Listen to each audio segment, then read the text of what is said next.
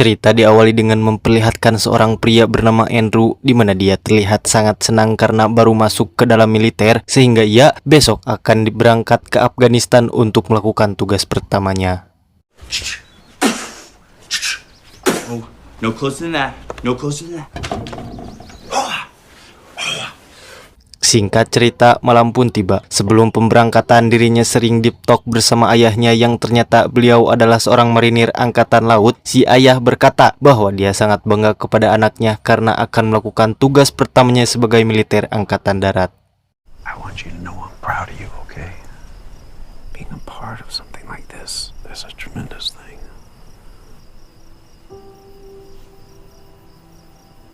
Tiba di hari pemberangkatan, terlihat dia bersama yang lain menuju ke Afghanistan. Hingga sesampainya di sana mereka melakukan tugas sebagaimana layaknya masuk ke dalam regu militer yang dipimpin oleh Sersan Welles, seorang pemimpin yang selalu memberikan contoh baik pada mereka tentang bagaimana cara melakukan pendekatan dengan warga sipil tanpa kekerasan. Tapi pada saat Sersan Welles ingin menyapa warga di sana, tiba-tiba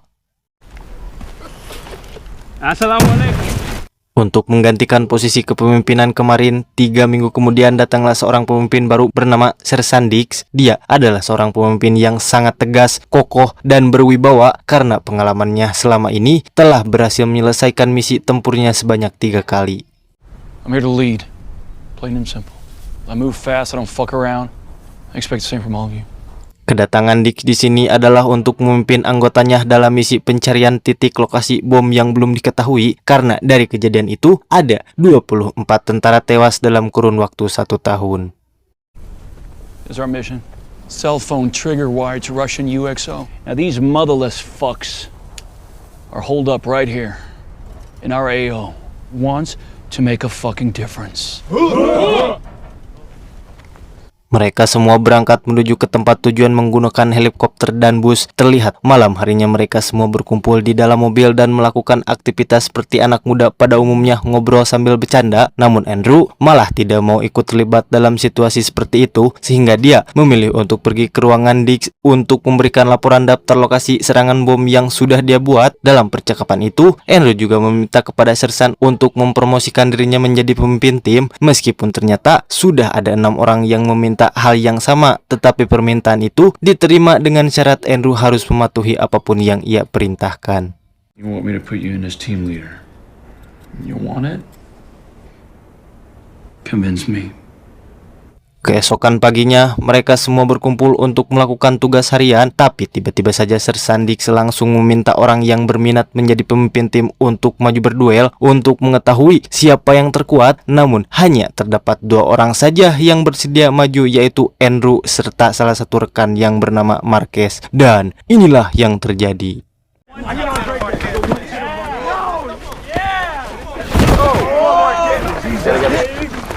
Ya, ternyata Andrew lah yang memenangkan posisi kepemimpinan. Namun melihat hal itu, Sersan Dix sangat dibuat kecewa atas kejadian tersebut yang kemudian pergi saat itu juga.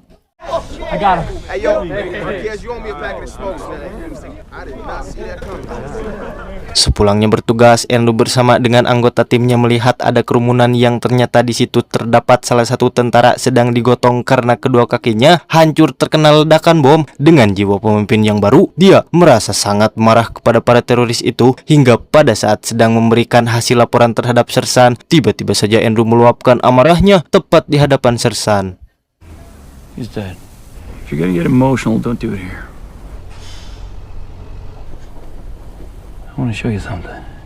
Mendengar hal itu, Andrew pun dibawa ke sebuah kontainer yang di dalamnya terdapat seorang tahanan teroris yang diduga sangat kuat. Sersan pun langsung menyuruh Andrew untuk menghajar orang itu, tapi ternyata semerah apapun Andrew, dirinya masih tetap saja seorang pemuda berhati polos. Bahkan hanya sekedar memukul saja, dia merasa tidak sanggup.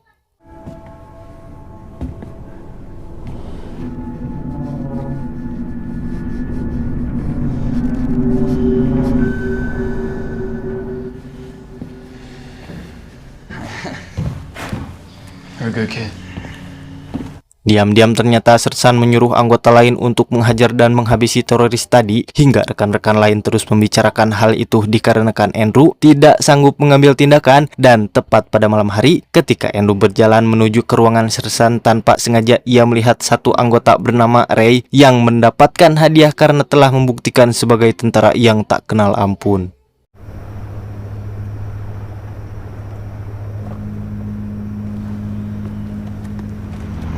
Keesokan harinya, Andrew merasa sangat bersemangat untuk menyelesaikan tugasnya di pedesaan, namun Sersan Dix justru memintanya agar tidak usah ikut dan menyuruhnya untuk menunggu saja di mobil. Sementara kini, Ray lah yang ditunjuk menjadi pemimpin regu.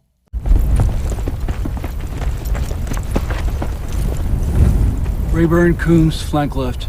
Roger that. Tidak lama kemudian terdengar suara tembakan membuat Andrew langsung berlari untuk membantu, tapi sayang baku tembak tersebut telah selesai sehingga terlihat ada satu orang yang telah tewas tertembak. Dan lagi-lagi Andrew dibuat iri melihat kedekatan Ray bersama Sersan Dick.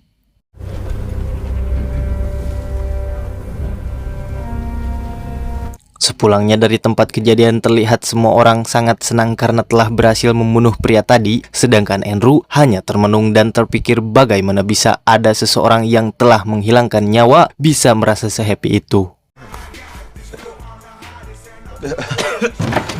Di luar, Andrew terus saja merenung atas semua kejadian yang dia lalui. Tak lama kemudian datanglah Sersan dan mengatakan bahwa dia terlalu polos dan lebih cocok bertugas sebagai staf administrasi. Namun Andrew menolak keputusan itu.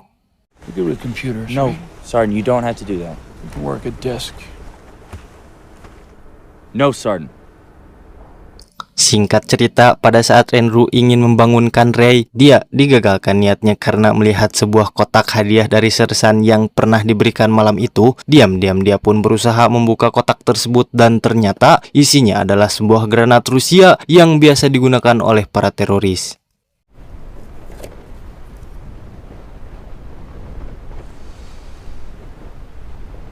Merasa ada yang janggal, Andrew pun berencana untuk melaporkan kejadian itu kepada sang kapten karena yakin bahwa telah terjadi pembunuhan ilegal agar misi di hari itu dianggap selesai. Dengan yakinnya Andrew menuju markas sang kapten, namun ternyata Sersan Dix juga sedang menuju ke sana sehingga Andrew pun membatalkan niatnya karena mempunyai ide untuk menghubungi ayahnya. Dia berkata bahwa telah terjadi pembunuhan berencana pada warga sipil yang dilakukan oleh timnya sehingga si ayah akan melaporkan hal tersebut kepada penyidik yang bertugas menangani pelanggaran hukum militer.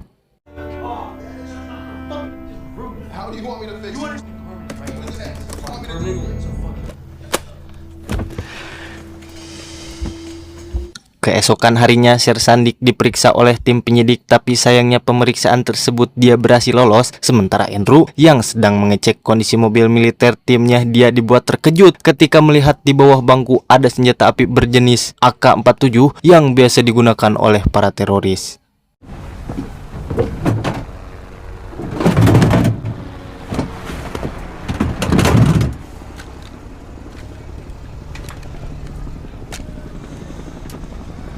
Kecurigaan pun terbukti bahwa timnya telah membunuh warga sipil yang tak bersalah, juga memfitnahnya dengan alasan mereka membawa senjata yang padahal senjata itu dibawa oleh timnya sendiri. Yang tak lama kemudian, Andrew pun dipanggil ke sebuah ruangan di mana kabarnya Sersan berhasil menemukan orang yang membocorkan dan melaporkan tindakan mereka.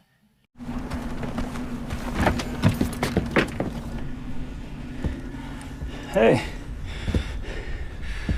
Dengan perasaan takut, ternyata mereka semua sedang menghajar Marquez karena sebelum Andrew melaporkan kepada sang ayah, rupanya dia sudah melaporkan kejanggalan ini kepada penyidik terlebih dahulu.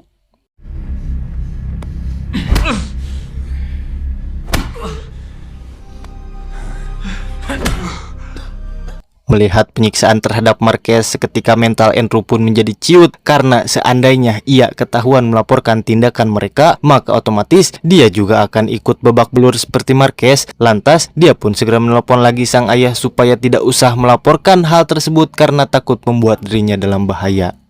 Don't call CID. Did you hear me? Dad? Dad? Fuck! Hari-hari pun berlalu, setiap harinya Andrew selalu melihat bagaimana timnya membunuh satu persatu warga di sana. Setelah dibunuh, mereka selalu difitnah dengan tuduhan membawa senjata yang dianggap sebagai teroris, yang padahal senjata tersebut adalah milik Sersan Dick.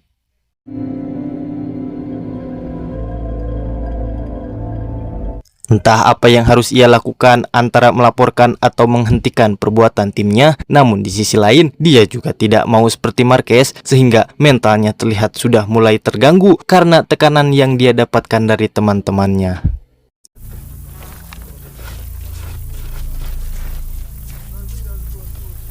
Tepat pada suatu malam, di saat Andrew pergi ke ruangan Sersan Dick, tanpa sengaja dia melihat isi tas berisi senjata-senjata ilegal untuk memfitnah warga sipil yang akan dia bunuh berikutnya. Sersan melakukan semua itu hanya untuk menyelesaikan misi semata, yang padahal sebenarnya bisa ia lakukan dengan cara yang lebih baik.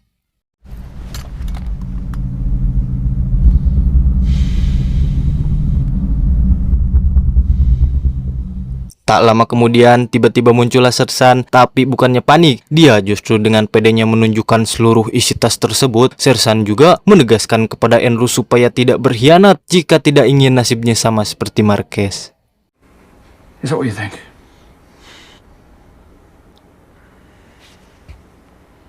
Sorry. Singkat cerita, mereka pun terlihat sedang menjalankan misi untuk menyusuri sebuah pemukiman. Tiba-tiba saja Ray menyuruh Andrew untuk memimpin barisan depan, tapi bukannya serangan musuh yang ditakutkan, melainkan takut dengan rekan timnya yang dicurigai akan menembaknya dari belakang. You look a little pastier than usual. Contact front, get down! About 50 meters, 11 o'clock! Di tengah kabut bom asap, Andrew berpisah dari rekan timnya sehingga akhirnya dia menemukan kembali mereka yang ternyata sudah menangkap satu orang tua warga sipil. Tapi pada misi kali ini, Sersan memerintah Andrew lah yang harus menembak dan membunuh orang itu. Wanna do it?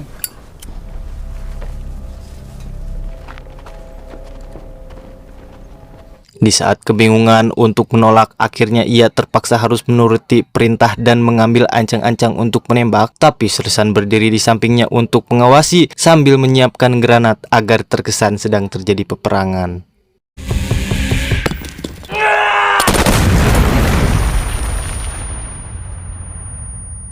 Beberapa saat kemudian, sesampainya di markas, semua rekan timnya terlihat merayakan keberhasilan mereka dan berkata bahwa Andrew sudah tidak lagi menjadi pria polos dan sudah menjadi seorang tentara yang tangguh yang tak kenal ampun. Tapi Andrew justru merasakan hal sebaliknya karena merasa sangat bodoh telah melakukan dosa besar terhadap orang yang tak bersalah.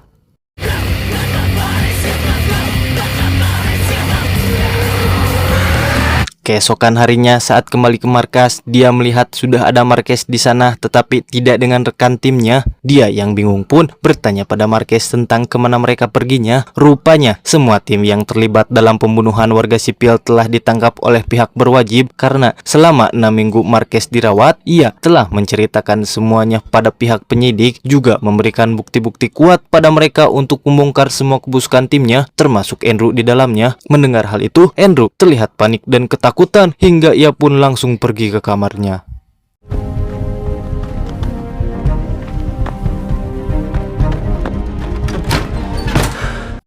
Di sana ia terlihat bingung, tak tahu harus berbuat apa. Yang pasti dia sangat menyesal karena seandainya dia tahu akan hal ini, maka waktu itu ia lebih baik memilih untuk berani melaporkan Sersan dibandingkan harus menuruti perintahnya. Hingga ketakutan itu pun memuncak, ia pun mengambil senjatanya untuk mencoba bunuh diri, tetapi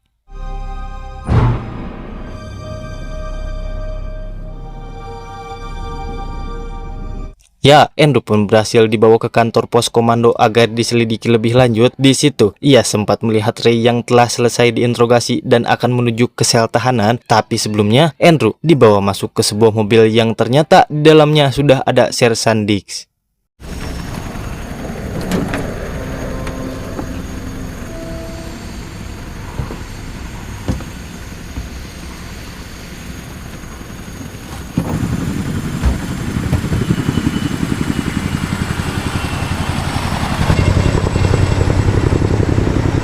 Di dalam mobil ternyata Andrew diperintahkan untuk tutup mulut tentang semua ini, tapi Andrew yang sudah muak sudah tidak takut lagi kepadanya dan akan membongkar kebusukan tersebut, yang pada akhirnya Sersan pun berubah menjadi orang yang sangat ketakutan.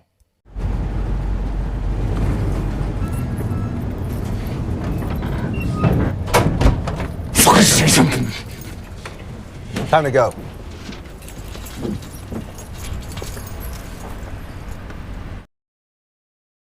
Tamat ending yang sangat mentololkan.